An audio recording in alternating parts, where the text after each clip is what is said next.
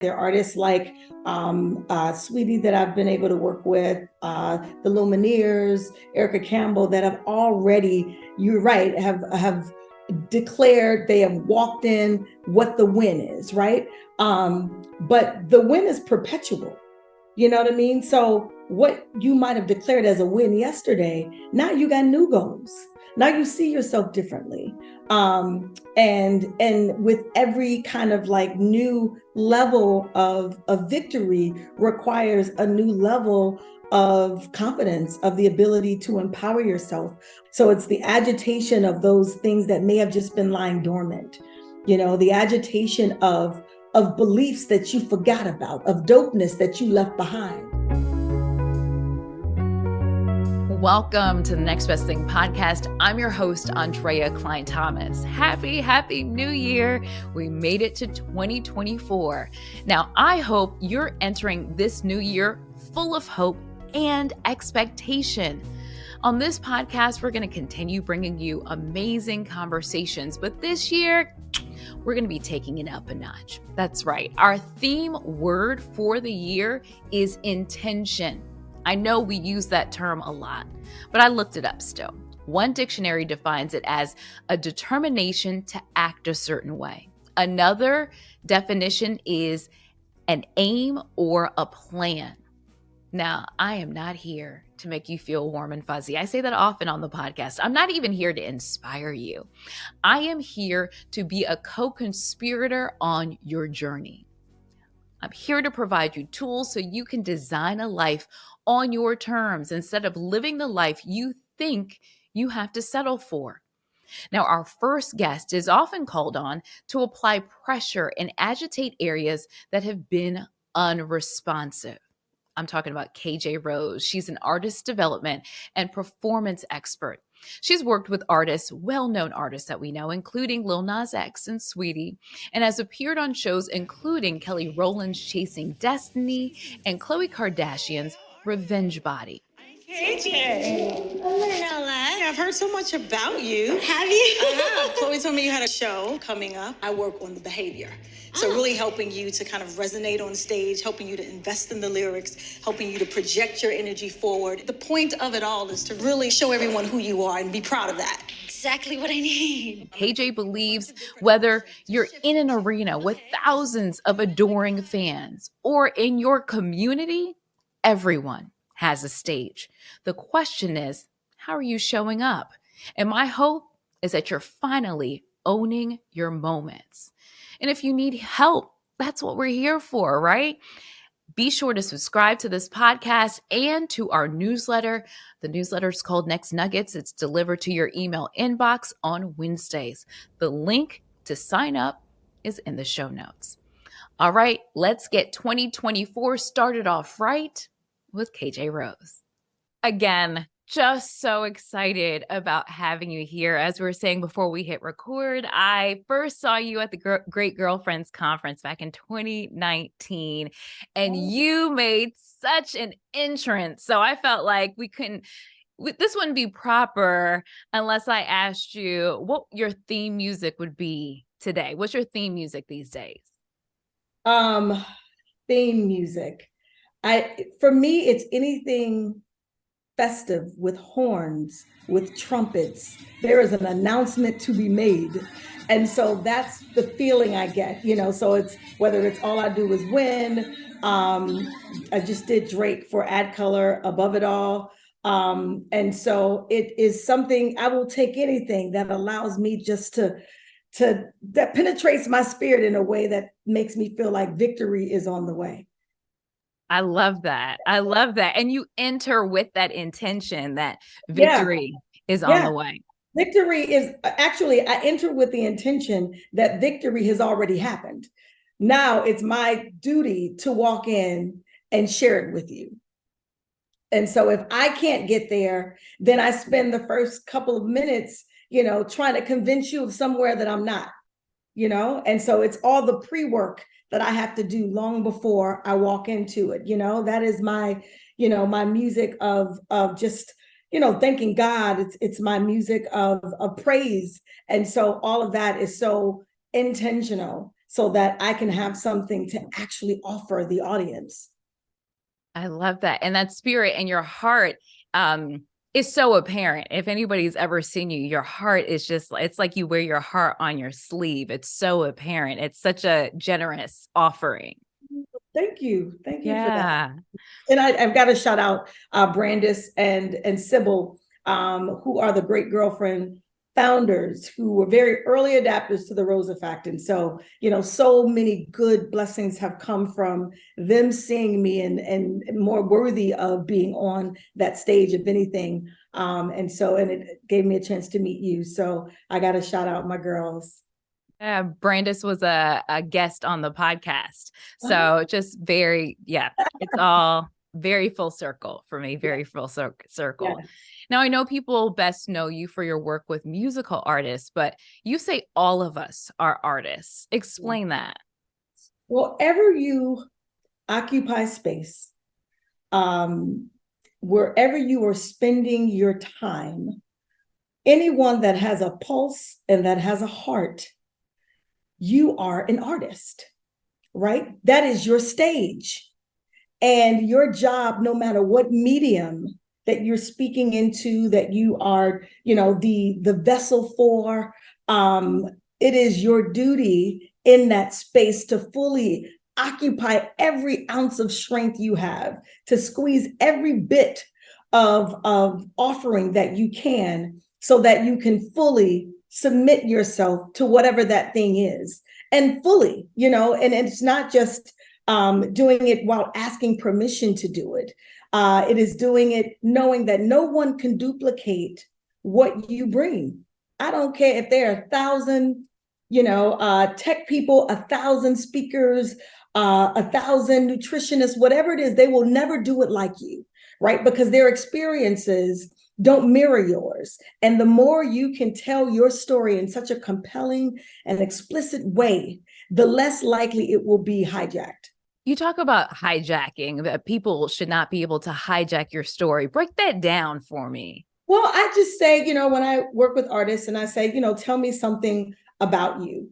If they give me general ideas, I feel like anyone else could actually step into everything that you name, right? So let's just use myself as an example. If I say, I started as a performance artist, a vocal artist. I'm from Chicago. And from there, I've loved helping people with stage presence. I'm all about confidence. I'm all about empowering. That's great, right? A lot of times that's the cost of entry. But what you don't hear is, in order for me to get to the stage, I had such a debilitating stage fright that I was sick before every performance, right? That I had to stand in front of the mirror over 10,000 times to declare what it was that I was put here to do, to declare what that assignment was, to sing that song that, some of the most, I think, sad challenges for me were, the rejection of not being in a video that I'd sang on the track. And so I'm always pushing artists, executives to tell the almost like the secondary pieces of your story, not just the top lines.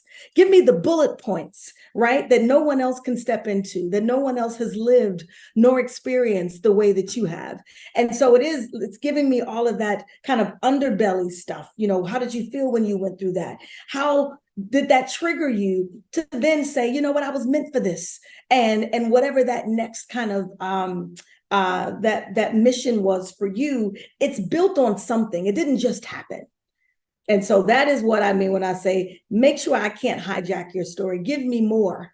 Go deep. Where are those unhealed places, right? Because if they're unhealed and you have not reconciled them, nor embraced, or you're just not even aware of them, that leaves you open and susceptible to somebody coming and poking at it, and then you reacting as opposed to being proactive to all the things that make up who you are.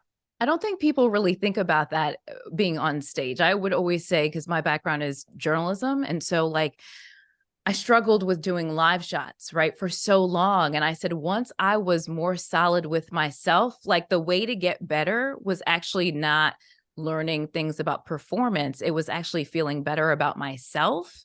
And then I could show up better, and just tell me about your process about how you dig deep with your clients and the artists that you're working with. Yeah. Well, it starts with me. I have to make sure that I'm never bringing ego in, right? Because that says, if I were you, I would do it like this, as opposed to saying, tell me what happened, the moment before you walked in. How was your week? What is something that you want to work on? How do you see it? Which could be contrary to how I see it. But, you can't be on stage and do all the things that KJ would have done. You've got to do the things that KJ has agitated and irritated in you, that now is who you are. And naturally, is what comes out when you're on stage. I say a lot of times for me, as a singer, as a performer, it was getting in front of that mirror so that I could see what it looks like, so I could spend less time figuring out what you think about it when I'm on stage, right? Because that first 10 minutes, if you're not confident, then you're wondering what everybody else is seeing, what they're thinking, as opposed to fully understanding, embodying what it feels like, what it looks like, because then you can be present. I always say I hate the idea of losing twice, right?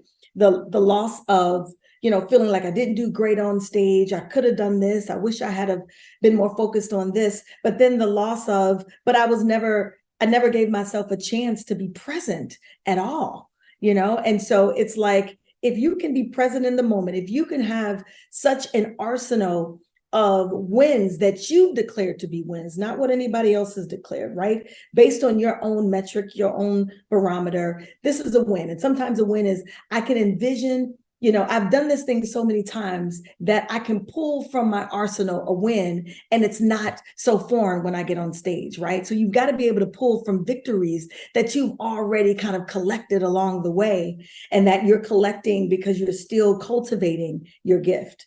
So, it's so interesting because these people that you're working with have won a lot. Like, they're in places that other people would want to be in, right? Already, even if they're new artists, like, they got the deal. Everybody was waiting to get the deal. They got the deal. They got the song recorded. They're ready to push them out there to the world.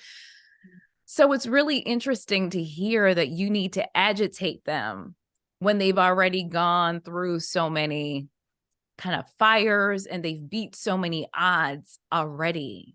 Yeah. What is it that you're trying to spark in them that you still see that they're not, I guess, getting, or that they haven't fully embraced? Yeah. Well, I think I have been fortunate to work with artists from the inception of their careers to help to build that level of confidence. And then, yeah, you're right. There are artists like Saweetie that I've been able to work with, the Lumineers, Erica Campbell, that have already, you're right, have declared, they have walked in what the win is, right?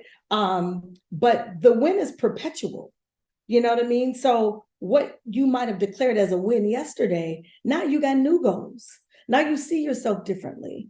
And with every kind of like new level of victory requires a new level of confidence, of the ability to empower yourself, of new spaces that, when God is expanding your territory, it requires expansion spiritually in you as well. So it is the agitation of gifts that have already been there. Like I always tell my artists, I'm not giving you anything that you don't already possess.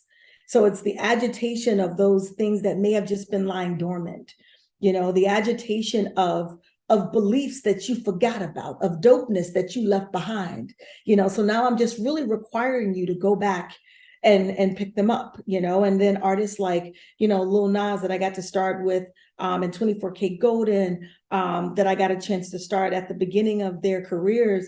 It is, a lot of them have successfully been able to, fight or flight. They have just been able to pull themselves up all by will alone, and by small measures of confidence and belief. But my job is to, as a solid rocket booster, is to make sure that it becomes so seamless, that you go from win to a level of confidence, to a greater level of confidence without a break in it, and to help them to understand that they already have what they need to, I'm just really pushing you beyond your perceived capacity.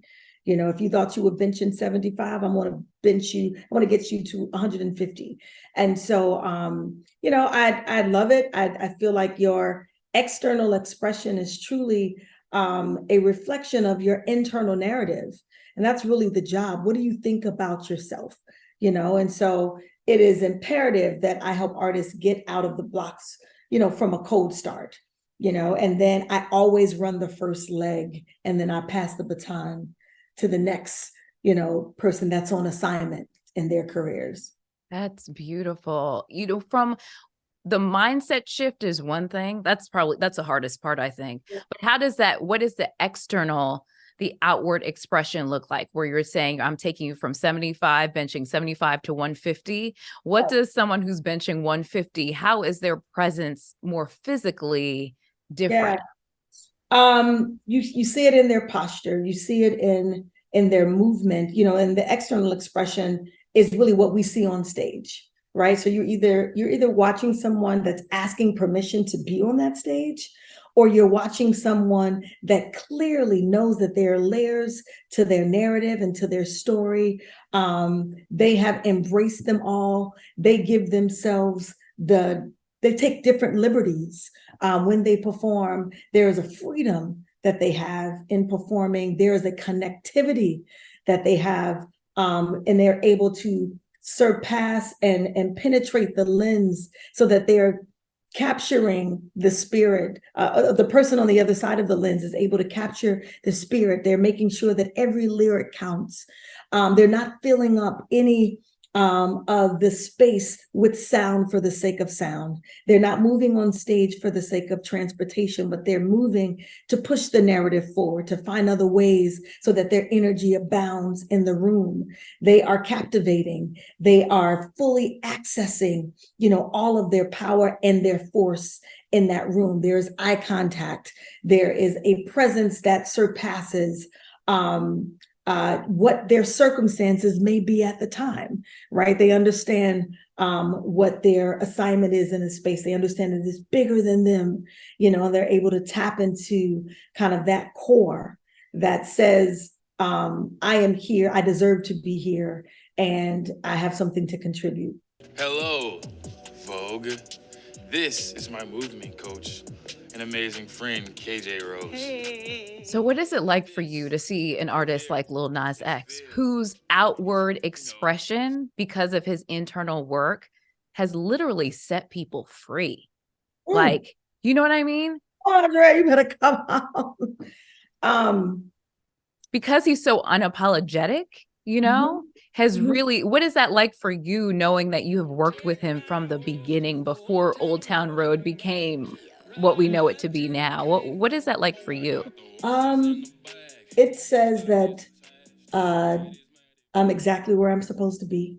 It's the greatest reminder that, what I may encounter, good or bad, that I was always on a journey that had someone else connected to my outcome, that someone's blessing was connected to my ability to move forward, my ability to take chances, my ability to have faith, that nothing that I've done has been in vain. And so it gives me just even more momentum to keep going, right?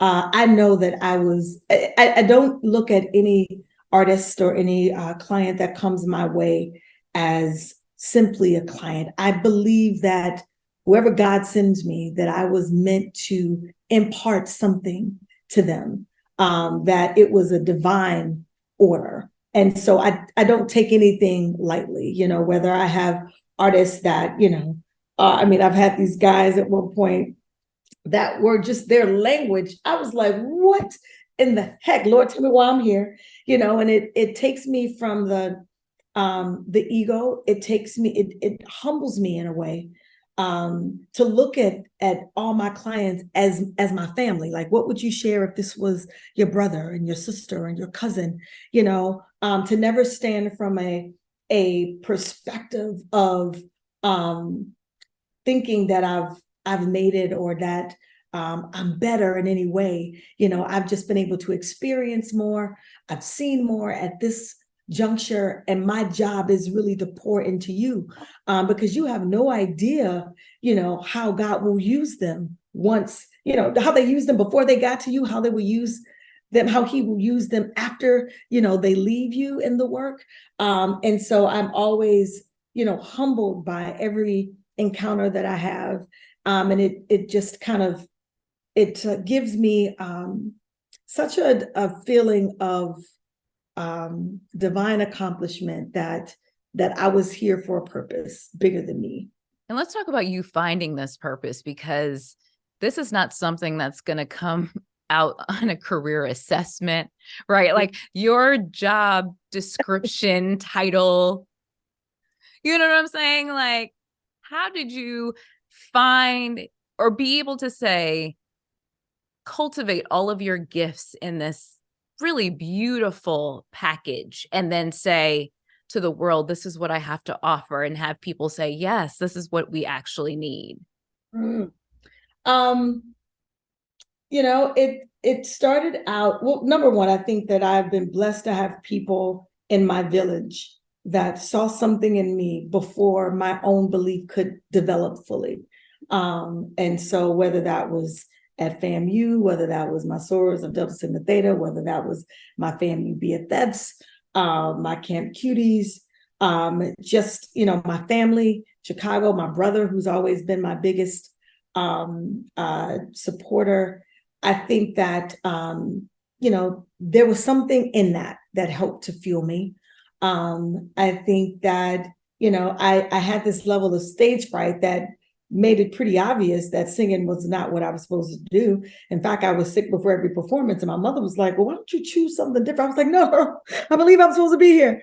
And so it was really just kind of like, I was going from belief to belief, like one opportunity after the other to give me, it gave me a platform to show myself that it was possible, and so, going from working a 9 to 5 to then saying, okay, I need to be on the road, I need to travel, to having management that says, hey, so-and-so needs a singer for this record, and then that record ending up to be the single that they never expected. And so I think, I thought I was going to be a singer for the rest of my life.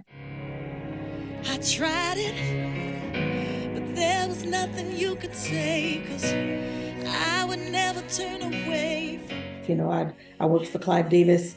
I collected information there. I shared music with A&Rs there.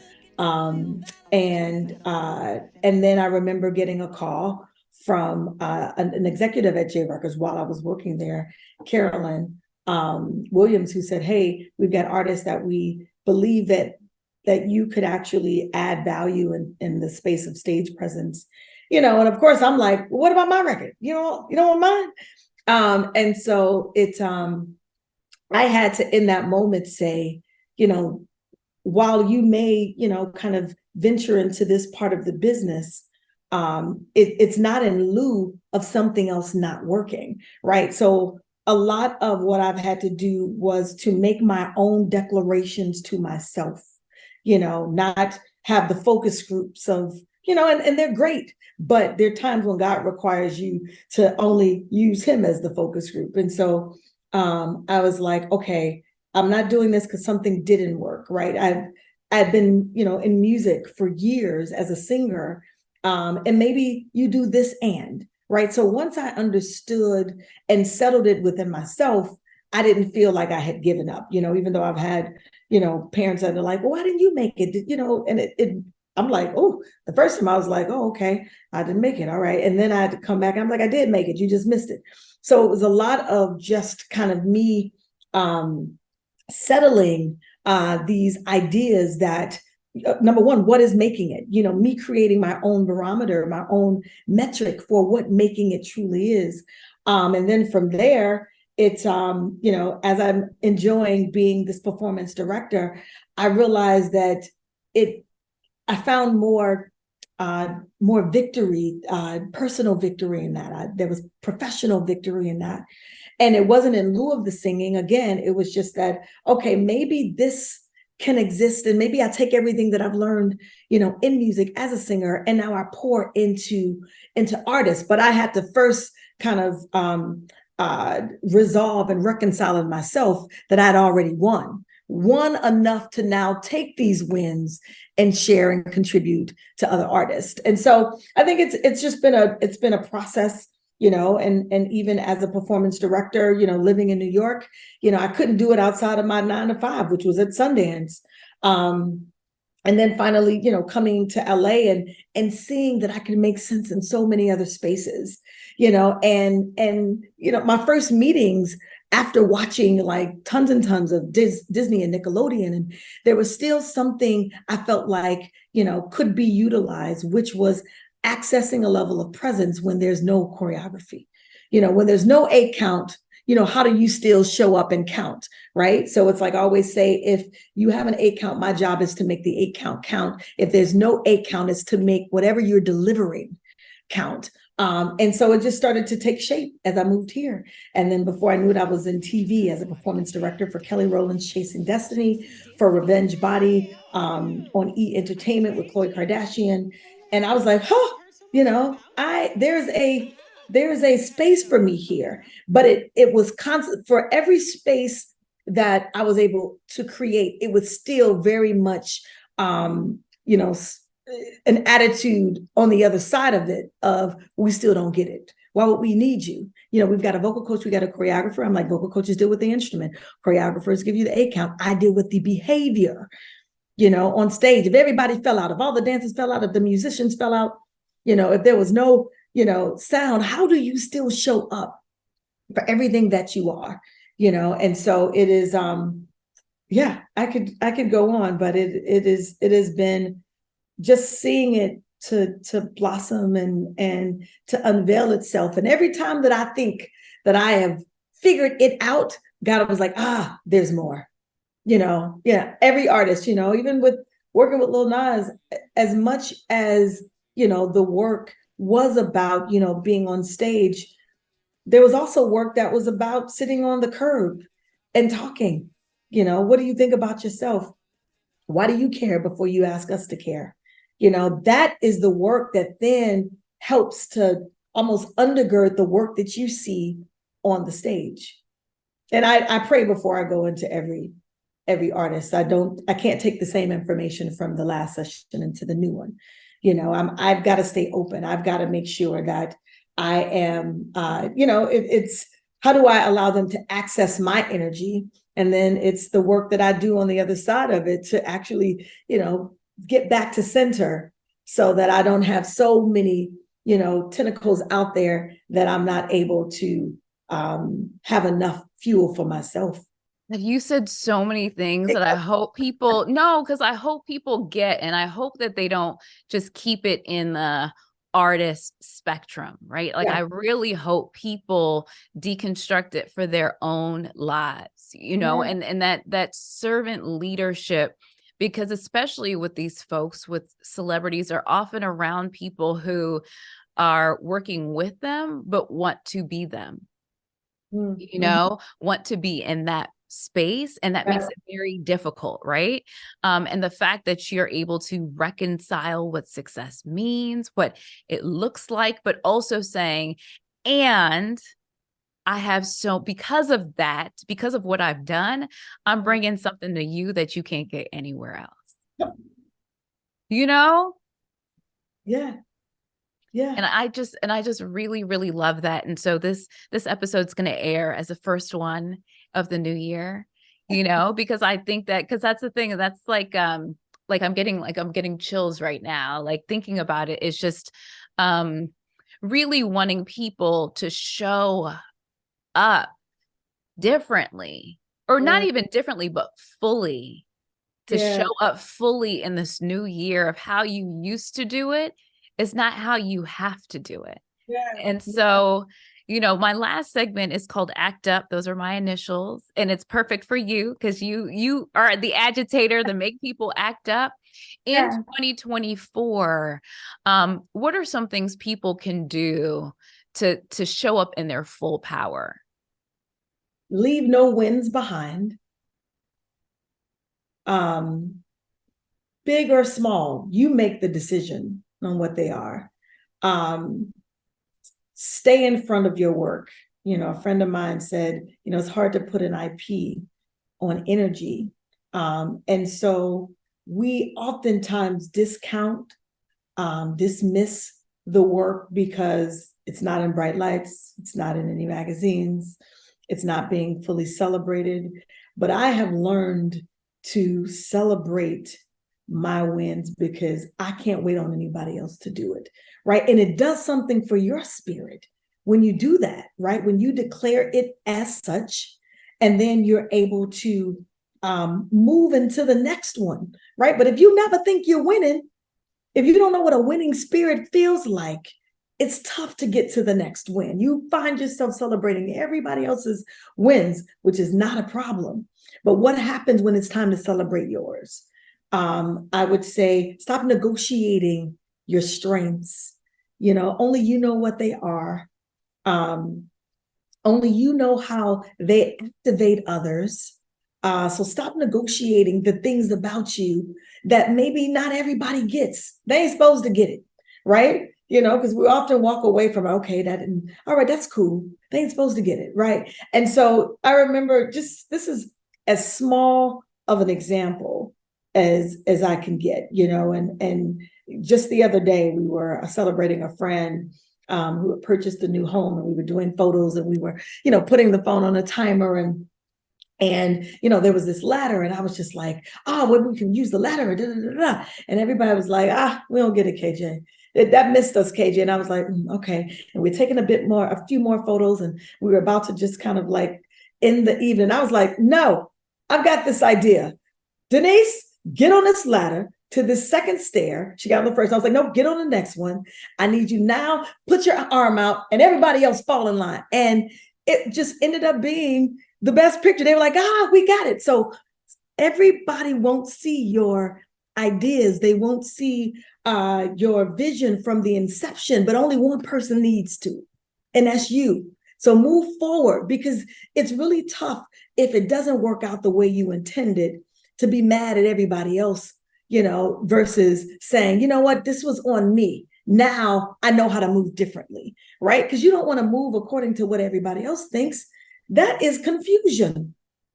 So, all right, let me get back to my points. All right. And what else would I say? I would say do the work to understand what your force is. You know, your force could be kindness. Your force could be service. It could be energy, but it's that thing that cannot be negotiated. If someone says, we're good. No, I'm going to keep being kind. I'm going to keep being compassionate. You know, I promise that thing is what will take you into what you're destined for, you know, the career you're destined for, the life that you've envisioned for yourself. It is all based on what you believe, because it gives you that guide. It becomes that navigational tool for how you show up in spaces, how you show up in the world, you know. And someone gave me the best compliment the other day. I was speaking at the Ad Color conference, and they said, I felt you because I believed it was source energy, you know, and that's, you know, energy that's not squandered, right? It's not energy based on how I feel that day, not energy based on circumstances, but it's the energy that I lock into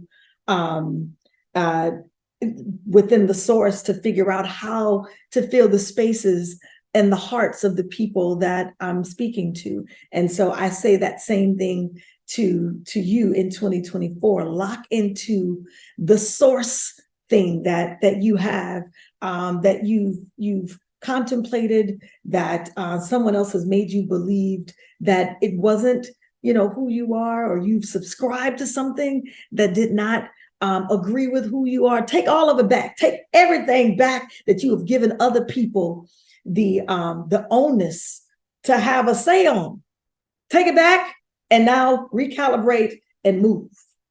I love that. I love that. How can we support you, follow you? I know you have your book. Yes, the book is called The Rose Effect, 8 Steps to Delivering the Performance of Your Life. It is on all the mediums, Amazon, Barnes and Nobles. But then I also have Power Chants. You are a force, time to unleash. Don't ask permission, your doubt must cease. I'm gonna be working on some new ones, but these Power Chants are available on Pandora, Apple, Spotify, and they're really just short, bite-sized, palatable chants that give you power, that give you motivation when you're embarking on something new, when you're walking into a new space, when you forget, you fall short of remembering, how incredible you are and that somebody needs what you got, and that you've already been qualified for it. And someone's blessing is connected to your yes, to your moving forward. They're just reminders of that you can consume very quickly. And so you can also follow me on IG at KJ Rose Effect.